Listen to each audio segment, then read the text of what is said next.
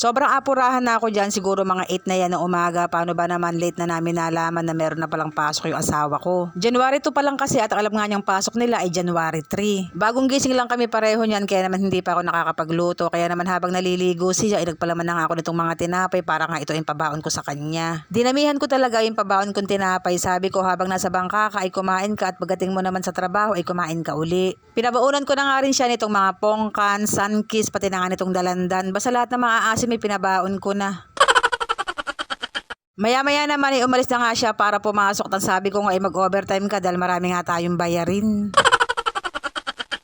Pagkalis naman ang asawa ko ay eto, nakaredy na pala yung aming lulutuing ulam sa pananghalian. Sinalang ko na kaagad yung kawali at pagkatapos nga nilagyan ko na kaagad ng mantika. Pagkalagay ko nga ng mantika ay inumpisan ko na maggisa nitong luya. Isinunod ko na nga rin yung sibuyas pati na nga yung siling berde. Hinalo-halo ko lamang at pagkatapos nga nilagay ko na nga rin itong giniling pati na nga rin itong manok. Tinanong ko nga ang inay ko kung ano bang klaseng luto ito. Ang sabi nga niya ay nilaga, pero dahil nga daw merong giniling at saka manok ay igigisa nga daw namin. Habang ginigisa ko nga itong giniling at saka nga yung manok ay nilagyan ko na nga rin ng asin.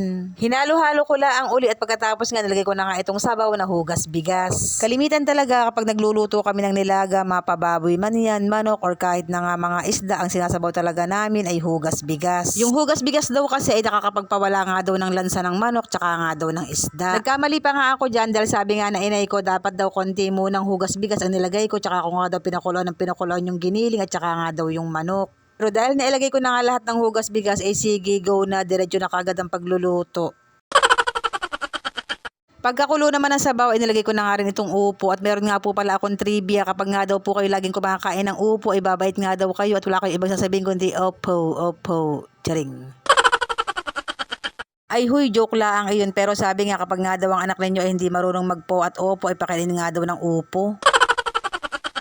Pagkatapos ko nga ilagay yung upo, ay nilagay ko na nga rin itong pechay at pagkatapos nga nilagay ko na nga rin itong pampalasa na magic sarap. Yung upo naman ay madali lang namang maluto yan. Basta kumukulo na yung sabaw, ilagay mo yung upo at pagkatapos nga itakpan mo at yun, luto na. At nung maluto na nga yung upo ay kumuha na nga rin kaagad ako, nagsimula na nga akong kumain. Kain na ho, thank you Lord sa araw-araw na blessings. Yung upo, masarap siya at manamis-namis kasi nga bagong pitas. At habang kumakain nga ako, si criminology naman dyan, ikasalukuyan nga naliligo. Aalis nga siya ngayon at magpapa-enroll para nga sa second semestre. May sipon nga siya kaya nga sabi ko ayan magbaon ka ng 2 pirasong dalandan. Maaga nga siya nagpa-enroll ngayon para nga makakuha siya ng slot sa face-to-face classes. Ay sobrang bilis talaga ng panahon, konting-konti na lang magkakaroon na nga ako ng anak na pulis. Ay sa Diyos ang papuri at palagi ko talagang ipinapanalangin na sana nga lahat ng mga anak ko ay makatapos. Ayun lang, salamat.